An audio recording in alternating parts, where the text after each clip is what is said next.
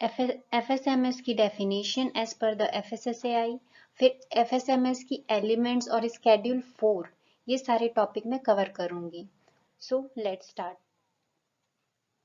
तो food safety management system जानने से पहले आपको ये पता होना चाहिए कि फूड सेफ्टी का मतलब क्या होता है। तो जो फूड ह्यूमन बीइंग कंज्यूम करता है, जो खाता है, जो हम खाना खाते हैं, वो फूड अगर एक्सेप्टेबल है, मतलब कंज्यूम करने लायक है, माइक्रोब्स फ्री है बिल्कुल, तो उसी बात का जो एश्योरेंस दिया जाता है वो फूड सेफ्टी ही हमें एश्योर करता है कि yes this food is consumable to us. तो उसी को फूड सेफ्टी कहा जाता है। अब इसी फूड सेफ्टी को मैनेज करने के लिए एक सिस्टम बनाया जाता है, तो उसी को FSMS कहा जाता है, यानी फूड सेफ्टी मैनेजमेंट सिस्टम। तो फूड सेफ्टी मैनेजमेंट सिस्टम के अंतर्गत बहुत सारी प्रैक्टिसेस आ जाती हैं जिसको अडॉप्ट किया जाता है फूड की सेफ्टी को इंश्योर करने के लिए। तो FSSA act 2006 means food safety and standard act 2006 के अकॉर्डिंग जो इसकी डेफिनेशन है वो यहाँ दे रखी है। तो इसका मतलब यही है कि जो डिफरेंट प्रैक्टिसेस जो है, जैसे GMP, GHP और HACCP, इन सारे प्रैक्टिसेस को फॉलो करना यानी अडॉप्ट करना किसी पर्टिकुलर फूड इंडस्ट्री में, मतलब जो कंपनी है, फूड बिजनेस है, वो इसको अडेप्ट करेगी इन सारी प्रैक्टिसेस को और अडॉप्ट करके पूरी फूड की सेफ्टी को इंश्योर करेगी वो। तो इसी के पूरे मैनेजमेंट को, पूरे सिस्टम को हम FSMS कहते हैं। तो अगर हम एक सिंपल लैंग्वेज में बोले तो ये FSMS एक नेटवर्क है इंटर रिलेटेड एलिमेंट्स। मीन्स हम उसको इंडिविजुअल वर्क नहीं कह सकते हैं, ये एक दूसरे से रिलेटेड होते हैं ये सारे जो एलिमेंट्स है फूड सेफ्टी जो मैनेजमेंट है। क्योंकि अगर प्रोडक्शन की साइड पे मान लो वर्कर सही ढंग से काम नहीं कर पा रहा है, वो मतलब कोई कंटामिनेशन कर रहा है, तो इनडायरेक्टली हमें ही उसका प्रॉब्लम होगा। मीन्स फूड फिर वहां पे सेफ नहीं रहेगा, वो कंटामिनेटेड हो जाएगा। तो इसीलिए कहा जाता है कि FSMS is a network of interrelated elements that combine to ensure that food does not cause adverse human health effects. Then उसके बाद जो FMS की कुछ रिक्वायरमेंट्स होती है, जो बहुत सारे फूड बिजनेस जो होते हैं उनको फॉलो करनी पड़ती है, और ये जो जितने भी रिक्वायरमेंट्स है FSMS की, वो स्केड्यूल 4 में मेंशन है। और स्केड्यूल 4 किसके अंदर है? Food safety and standard regulation 2011 के अंदर है। तो ये जितने भी रेगुलेशंस है ये स्पेसिफाई करती है कि FBO के पास एक डॉक्यूमेंटेड FSMS प्लान होना चाहिए। मीन्स अपनी कंपनी को चलाने के लिए उनके पास एक वेल पब्लिश्ड एक प्लान होना चाहिए उनकी, ताकि वो अपने पूरे हाइजीन को, सिस्टम को सही ढंग से वो फॉलो करते हैं या नहीं कर रहे हैं। तो ये था फूड सेफ्टी मैनेजमेंट सिस्टम का डेफिनेशन और जनरल मीनिंग। अब है food safety management system as per the ISO। Means ISO के अकॉर्डिंग इसकी डेफिनेशन क्या है? तो वो वही कहती है जो मैंने अभी थोड़ी देर पहले बताया कि ये सेट ऑफ इंटर रिलेटेड और इंटरैक्टिंग एलिमेंट्स हैं।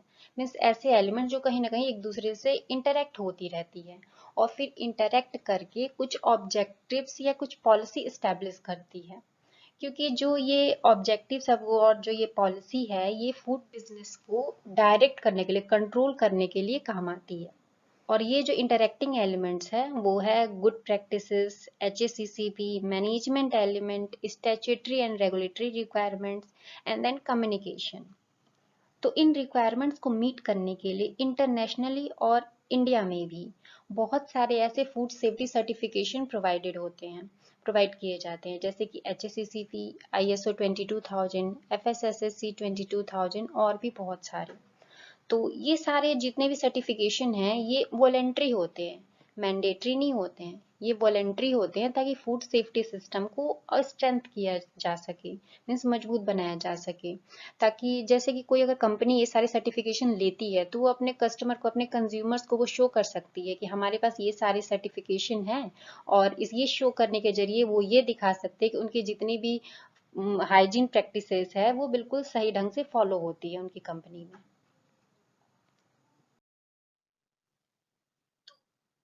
तो इस फिगर के जरिए हम जानते हैं कि कैसे ये सारे प्रैक्टिसेस और ये सिस्टम एक एक दूसरे से इंटर रिलेटेड है।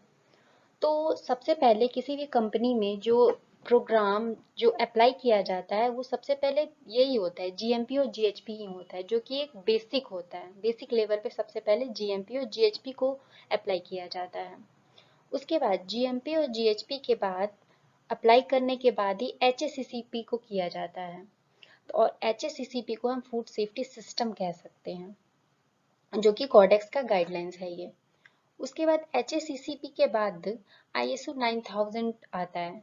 तो आईएसओ 9000 जो है ये एक मैनेजमेंट सिस्टम है। ये आईएसओ 9000 जो है वो क्वालिटी मैनेजमेंट सिस्टम है, मीन्स क्वालिटी के बारे में ये बात करता है, लेकिन ये फूड की सेफ्टी को नहीं बताता है। तो इसलिए जो आईएसओ 22000 है वो फूड की सेफ्टी के बारे में बताता है, means it ensures the food safety. इसलिए ये फूड सेफ्टी मैनेजमेंट सिस्टम है। तो आपको समझ में आया होगा कि जो एचएसीसीपी है ये सिस्टम है एक, आईएसओ 9000 जो है ये मैनेजमेंट सिस्टम है, जो आईएसओ 22000 है ये भी मैनेजमेंट सिस्टम है, लेकिन आईएसओ 9000 जो है ये क्वालिटी मैनेजमेंट सिस्टम है, जबकि आईएसओ 22000 जो है वो फूड सेफ्टी मैनेजमेंट सिस्टम है। अब आते हैं एफएसएमएस की एलिमेंट्स। तो अगर हम इंटरनेशनल लेवल पे बात करें तो जो इसके की एलिमेंट्स हैं वो ये सारे हैं। तो इन सारी की एलिमेंट्स को मिलाकर ही एक एफएमएस प्रोग्राम बनता है। तो ये तो हो गया इंटरनेशनल लेवल पे, लेकिन अगर हम इंडिया की बात करें तो एफएमएस जो प्रोग्राम है वो एफएमएस प्लान और स्केड्यूल 4 के कंप्लाइंस इन दोनों को मिलाकर बनता है। तो इन सारे की एलिमेंट्स को इंश्योर करने के लिए कुछ सर्टिफिकेशन भी अवेलेबल है, जैसे कि HACCP, ISO 22000, एफएसएसएससी 22000 and many more. तो चलिए इन सारे की एलिमेंट्स के बारे में डिटेल में जानते हैं। तो एफएसएमएस का पहला जो की एलिमेंट्स है वो है prerequisite programs, in short PRPs. और पीआरपीएस के अंतर जो बेसिकली आते हैं वो है जीएमपी और जीएचपी। तो जीएमपी जो है वो गुड मैन्युफैक्चरिंग, यानी जो मैन्युफैक्चरिंग से रिलेटेड जो प्रैक्टिसेस होते हैं, जो हाइजीन फॉलो किए जाते हैं, वो जीएमपी होता है। और जीएचपी जो होता है वो वर्क प्लेस से रिलेटेड होता है, मीन्स जो आसपास को जो एनवायरनमेंट है, जो वर्क प्लेस है वो बिल्कुल हाइजीन है या नहीं, ये इससे रिलेटेड जीएमपी जो है ये गाइडलाइंस प्रोवाइड करता है। तो फूड की सेफ्टी को इंश्योर करने के लिए जो जनरल प्रिंसिपल्स जो है वो जीएमपी ही और जीएचपी ही देते हैं, और ये एफबीओ की रेस्पॉन्सिबिलिटी होती है जीएमपी और जीएचपी को करेक्टली फॉलो करने के लिए। FBO means food business operator. तो जीएमपी बेसिकली होता क्या है, बाय डेफिनेशन अगर बात करें तो ये एक ऐसा सिस्टम होता है कि जब फूड की मैन्युफैक्चरिंग करते हैं, फूड कॉस्मेटिक्स या फार्मास्यूटिकल गुड्स, किसी भी चीज की जब मैन्युफैक्चरिंग करते हैं तो उस समय जो एक क्वालिटी, जो एक जो स्टैंडर्ड सेट किए जाता है उस क्वालिटी के अकॉर्डिंग सारी चीजें फॉलो हो रही है या नहीं। जैसे अगर क्वालिटी की हम बात करें तो इसमें हम टेम्परेचर की बात कर सकते हैं कि टेम्परेचर एक सेट क्वालिटी के अकॉर्डिंग है या नहीं, उससे ज़्यादा या कम तो नहीं है। तो जो भी मैन्युफैक्चरिंग से रिलेटेड जितने भी प्रैक्टिसेस होते हैं जिसको सही ढंग से फॉलो होना चाहिए गुड्स को मैन्युफैक्चर करने के लिए, वो सारे जीएमपी में आते हैं। तो इसको हम कह सकते हैं कि ये एक बेसिक ऑपरेशनल और एनवायरमेंटल कंडीशन है किसी भी सेफ को प्रोड्यूस करने के लिए। और जीएमपी जो है इंग्रेडिएंट्स, प्रोडक्ट्स और पैकेजिंग मटेरियल्स, इन सब को इंश्योर करता है कि ये सेफली हैंडल हो रहे हैं और जो फूड प्रोडक्ट जो इस सुटेबल एनवायरनमेंट में प्रोड्यूस हो रहे हैं या नहीं।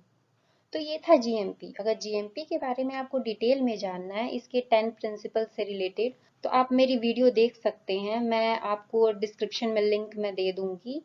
तो ऑलरेडी मैंने बहुत अच्छे तरीके से जीएमपी इसमें समझा रखा है, तो आप वहां से देख सकते हैं। अब आता है जीएचपी।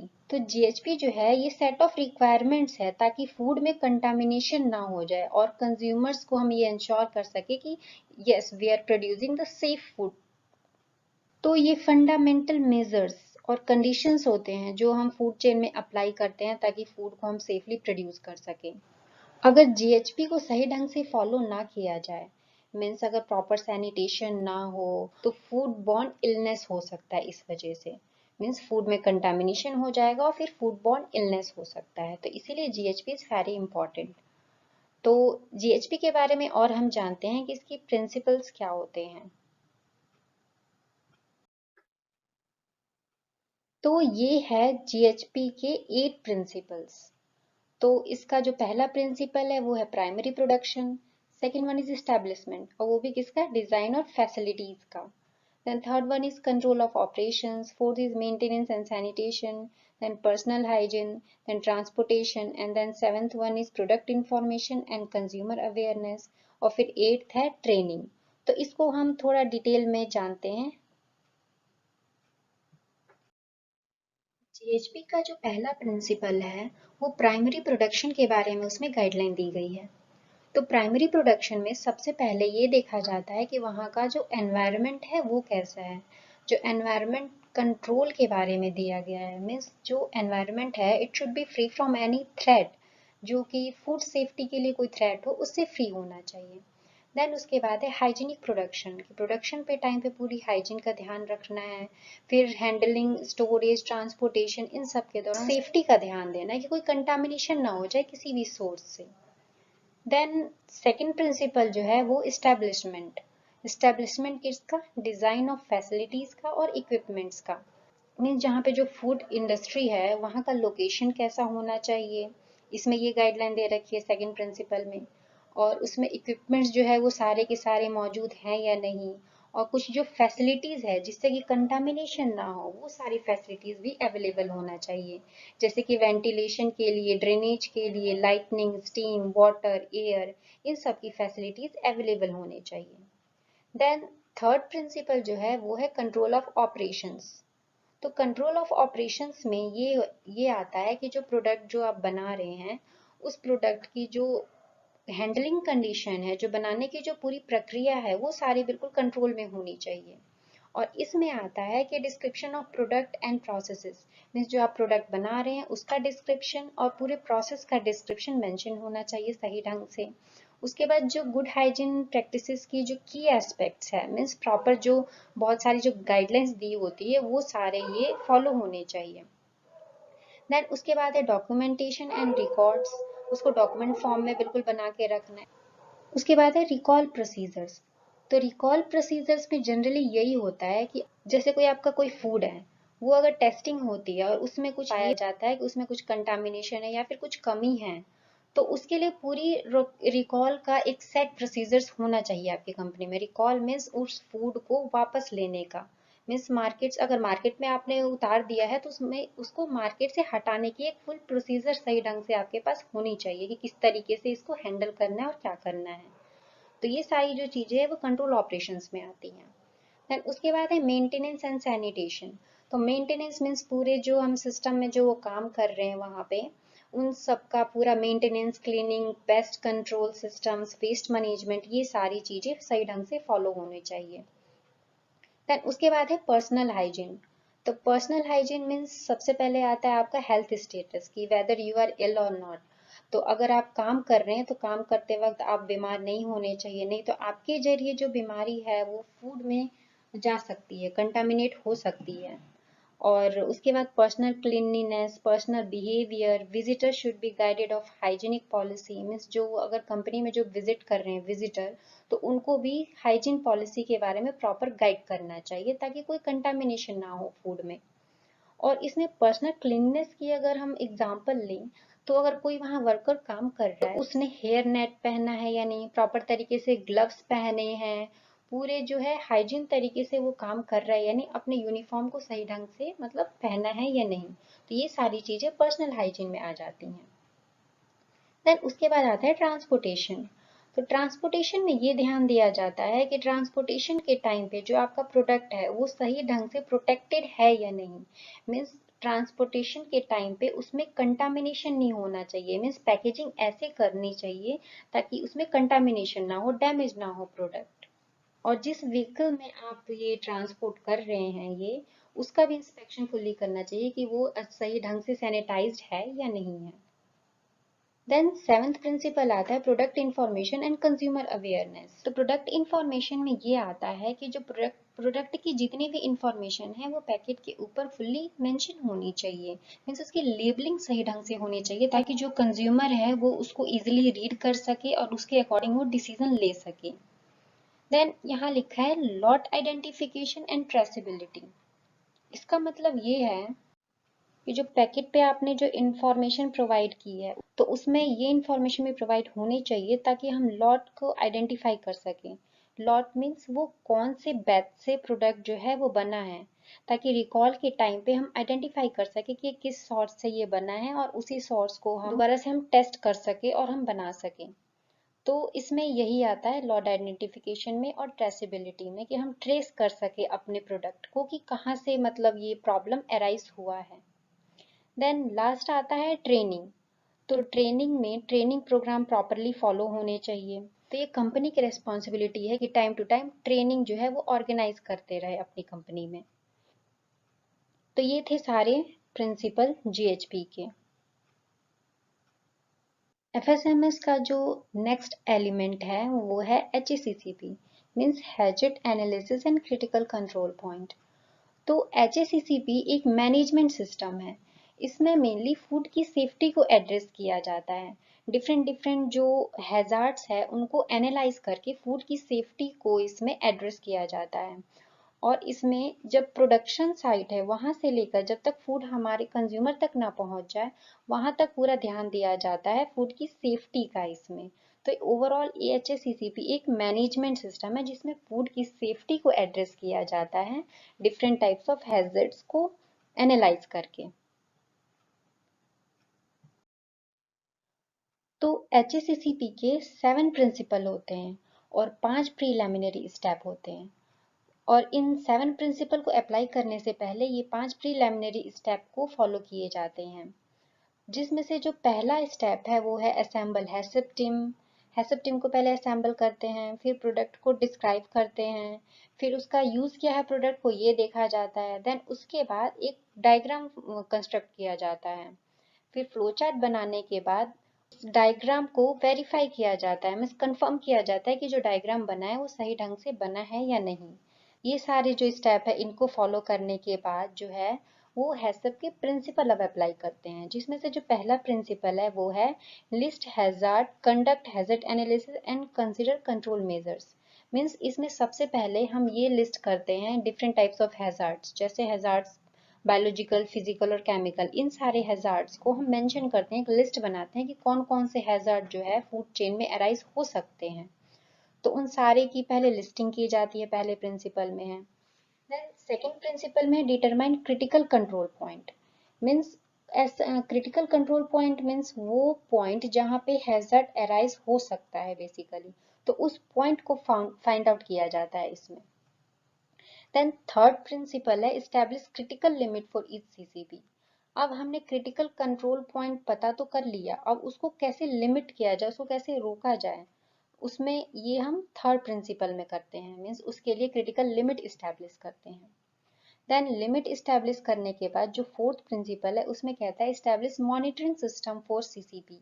अब हमने CCP डिटरमाइन भी कर लिया, उसकी लिमिट भी इस्टेब्लिश कर ली। अब उसको कैसे मॉनिटर किया जाए कि इन केस अगर चलो होता है कि कुछ प्रॉब्लम अराइज हो रहा है तो उसको कैसे मॉनिटर करेंगे, एक सिस्टम हम उसके लिए डेवलप करेंगे, इस्टेब्लिश करेंगे। देन फिफ्थ प्रिंसिपल में है इस्टेब्लिश करेक्टिव एक्शंस। मीन्स उसको करेक्ट करने के क्या क्या एक्शंस हम ले सकते हैं। तो ये आता है तुम्हारा फिफ्थ प्रिंसिपल में। देन सिक्स्थ प्रिंसिपल है एस्टैब्लिश वेरिफिकेशन प्रोसीजर्स। मीन्स जो प्रोसीजर्स है जो हमने जो भी फॉलो किए हैं उसके लिए एक वेरिफिकेशन प्रोसीजर को इस्टेब्लिश किया जाता है। एंड देन लास्ट में डॉक्यूमेंटेशन और रिकॉर्ड कीपिंग की जाती है। तो इन पांचों प्रीलिमिनरी स्टेप्स और 7 प्रिंसिपल को मिलाकर हम 12 कॉर्डेक्स स्टेप कहते हैं इन सबको। अगर आपको इसको डिटेल में जानना है तो मैंने ऑलरेडी इसके ऊपर एक वीडियो बना दी है, तो आप वहां से देख सकते हैं, मैं डिस्क्रिप्शन में इसका लिंक डाल दूंगी। एफएमएस का नेक्स्ट एलिमेंट आता है मैनेजमेंट सिस्टम, जिसको हम एलिमेंट या QMS यानी क्वालिटी मैनेजमेंट सिस्टम भी हम कह सकते हैं। तो QMS एक फॉर्मलाइज्ड सिस्टम है जो कि सारी चीज़ों को, प्रोसेस को, प्रोसीजर्स को, रेस्पॉन्सिबिलिटी को डॉक्यूमेंट के फॉर्म में रखती है ताकि क्वालिटी को हम सही ढंग से अचीव कर सके और अपने ऑब्जेक्टिव्स को अचीव कर सके। तो बेसिकली यही है मैनेजमेंट सिस्टम में, ज़्यादा कुछ नहीं है कि सारे के सिस्टम को मैनेज करके रखता है ये, इस डॉक्यूमेंट फॉर्म में रखता है ये। देन उसके बाद है इंटरैक्टिव कम्युनिकेशन। इंफॉर्मेशन को सही ढंग से रन कराने के लिए, चाहे वो इंटरनली हो चाहे वो एक्सटर्नली हो, तो किसी भी इंफॉर्मेशन को सही ढंग से फ्लो कराने के लिए एक इंटरेक्टिव कम्युनिकेशन होना चाहिए।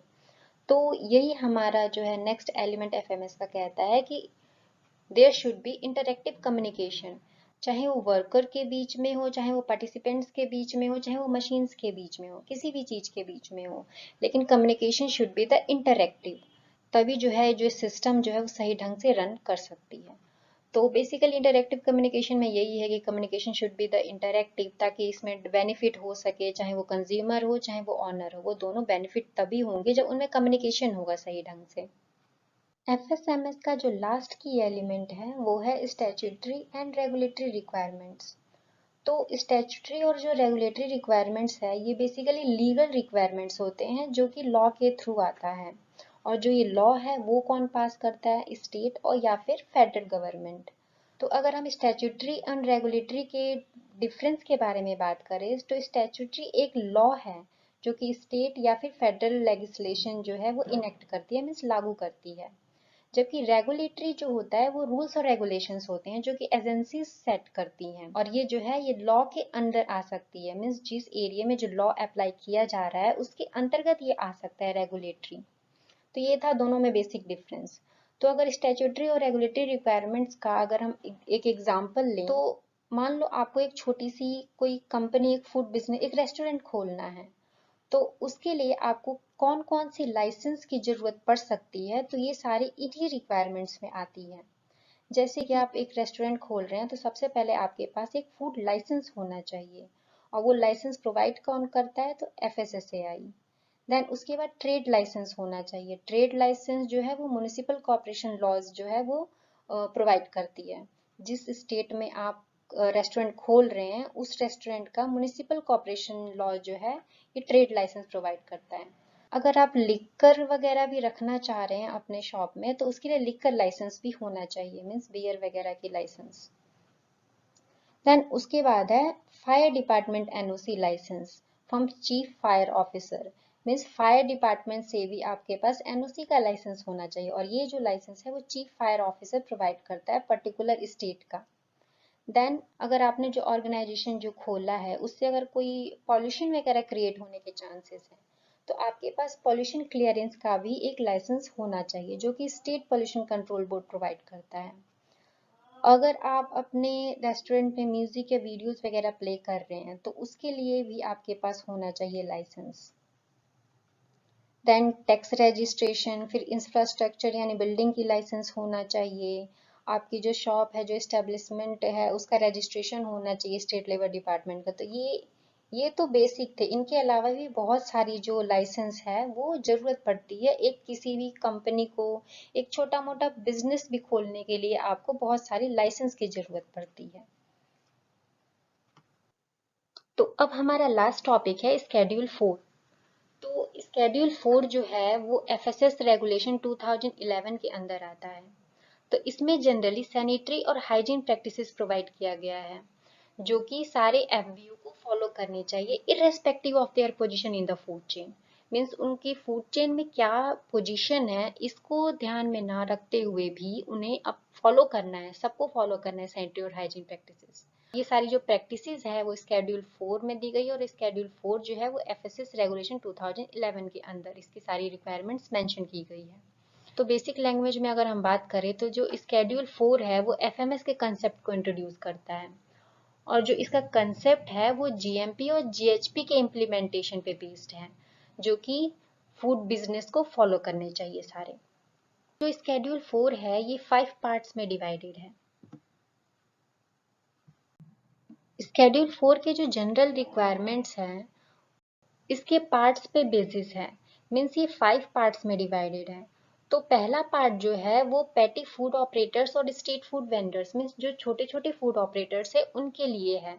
तो उनको सिर्फ रजिस्ट्रेशन करना होता है। तो उससे रिलेटेड जो जो कुछ भी दिया है वो पार्ट 1 में दिया गया है स्केड्यूल 4 के।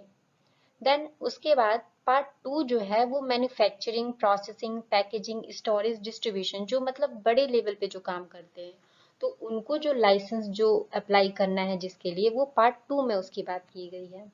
देन पार्ट 3 में जो है वो मिल्क और मिल्क प्रोडक्ट्स के बारे में दिया गया है। एंड देन पार्ट 4 जो है वो स्लॉटर हाउस और मीट प्रोसेसिंग में, और then last one is fifth part में जो है वो कैटरिंग से रिलेटेड के लिए अप्लाई कर सकते हैं लाइसेंस। तो ये सारे जो थे ये जनरल रिक्वायरमेंट्स थे जो कि स्केड्यूल 4 में ये जो दिए गए हैं। अब आते हैं स्केड्यूल 4 के requirements as per the FSSAI licensing and registration of food business 2011। तो इसके टोटल जो है वो 12 रिक्वायरमेंट्स हैं, जिसमें से पहला जो है वो है लोकेशन और सराउंडिंग। लोकेशन और सराउंडिंग में बेसिकली यही दिया गया है कि मतलब उसका लोकेशन कैसा होना चाहिए, जो कंपनी आप ओपन कर रहे हैं, जो फूड इंडस्ट्री आप ओपन कर रहे हैं, उसका लोकेशन और सराउंडिंग कैसा होना चाहिए। सेकंड में layout and design of food establishment, जो फूड इस्टेब्लिशमेंट है उसमें डिजाइन इसमें दिया गया है। थर्ड में इक्विपमेंट दिया गया है। देन उसके बाद फैसिलिटीज दी गई है। देन उसके बाद है food operations and control. Then management and supervision means management कैसा हो रहा है उसका। Then food testing facilities means food को टेस्ट करने के लिए भी फैसिलिटी भी प्रोवाइडेड होना चाहिए, मीन्स वहाँ पे लैब होना चाहिए। Then time to time audit, documentation and record keeping, ये सारी चीजें होनी चाहिए। Then sanitation and maintenance of establishment. Then health and personal hygiene. Then product information and consumer awareness. And then training. Already मैंने कहीं ना कहीं आपको डिटेल में बता दिया है, इसलिए मैंने यहाँ डिटेल में नहीं बताया। तो ये थे सारे स्केड्यूल 4 के रिक्वायरमेंट्स। अब मैंने यहाँ पे एक फूड सेफ्टी इंस्पेक्शन चेकलिस्ट का एक रिसेंट एग्जाम्पल ले रखा है कि ये सब कैसे काम करती हैं। तो इसमें जो फूड सेफ्टी ऑफिसर है वो कैसे इंस्पेक्ट करता है, किस बेसिस पे इंस्पेक्ट करता है, इसमें ये दे रखा है जनरली। तो अगर हम ये बात करें जैसे कि अगर उसको मार्किंग प्रोवाइड करनी है, तो अगर वो कंपाइल्स हो पा रहा है, मीन्स उस वो सारी रूल्स रेगुलेशन अगर फॉलो हो रही है किसी कंपनी में, मीन्स जिस कंपनी में वो इंस्पेक्ट करने के लिए गया है वहाँ पे अगर सारी रूल्स रेगुलेशन कंपाइल हो रही हैं, तो उसको जो मार्क्स जो है वो टू देना है, 2 मार्क्स अवार्ड करनी है। और नॉन कंपाइल्स अगर उसने नहीं फॉलो किए हैं तो उसको 0 करनी है। पार्शियल कंपाइल्स मतलब हाफ है तो 1 करना है। नॉट एप्लीकेबल मीन्स ये वाला जो पर्टिकुलर जो चीज है इस फील्ड में अप्लाइड ही नहीं है, तो उसको भी 2 ही देना है। तो इस तरीके से ये जो है ये फूड सेफ्टी जो ऑफिसर है वो उसको मार्क्स देते हैं। और यहाँ पे दे रखा है कि जो कंपाइल्स का जो मार्क्स यहाँ पे जो रिक्वायर्ड होते हैं वो 90% और उससे अबव होना चाहिए। और सेटिस्फैक्ट्री के लिए जो है 80 to 89% के बीच में। तो अगर 50 से 79% आ रहा है तो इसमें उसको इम्प्रूवमेंट की ज़रूरत है। और अगर 50% से बिलो आ रहा है इट मीन्स कि आपको ज़रूरत है दोबारा से ये सब करने की, क्योंकि वो कंपाइल्स ही नहीं हो रहे हैं बिल्कुल भी रूल्स रेगुलेशन के अकॉर्डिंग। तो ये था एक एग्जाम्पल जो मैंने रिसेंट एग्जाम्पल लिया था। आप इसको चाहे तो और अच्छे से रीड कर सकते हैं। तो ये था एफएमएस के बारे में कंप्लीट इंफॉर्मेशन। मैंने अपनी तरीके से पूरी कोशिश की है कि सारी इंफॉर्मेशन मैं इसमें इंक्लूड कर पाऊँ। और इसमें मैंने इतना इंफॉर्मेशन डिटेल में लिख रखा है कि आप अगर खुद भी पढ़ें तो आपको सही ढंग से समझ में आ जाएगा। अगर मैंने कोई टॉपिक छोड़ दिया है, इसमें पॉइंट छोड़ दिया है, तो आप रीड कर सकते हैं, सिंपल लैंग्वेज में लिखा है, आपको समझ आ सकता है वो सारी चीज़ें। तो ये वीडियो देखने के लिए धन्यवाद।